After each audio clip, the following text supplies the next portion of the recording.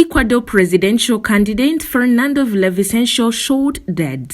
A candidate in Ecuador's forthcoming presidential election who has campaigned against corruption and gangs has been shot dead at a campaign rally. Fernando Villavicencio, a member of the country's National Assembly, was attacked as he left the event in the capital, Quito, on Wednesday. He's one of the few candidates to alleged links between organized crime and government officials in Ecuador. A state of emergency has been declared following the assassination. Ecuador has historically been relatively safe and a stable country in Latin America, but a recent rise in violent crime, fueled by the growing presence of drug cartels, has been a central issue in this year's presidential campaign. Witnesses said that Mr. Villavicencio, a serving congressman and former journalist, was shot 3 times. A member of his campaign team told local media that the 59-year-old was getting into a car when a man stepped forward and shot him in the head.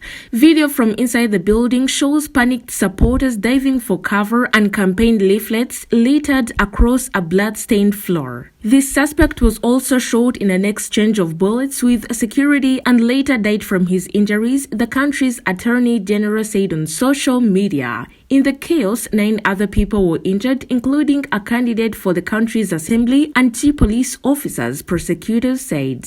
6 people have been detained by police in connection with the assassination after raids in Quito, they added. The first round of the presidential election is scheduled to take place on 20th of August. Mr. Villavicencio, who was married and had 5 children, was one of the 8 candidates in the first round of the election, although he was not the front runner and was polling around the middle of the pack.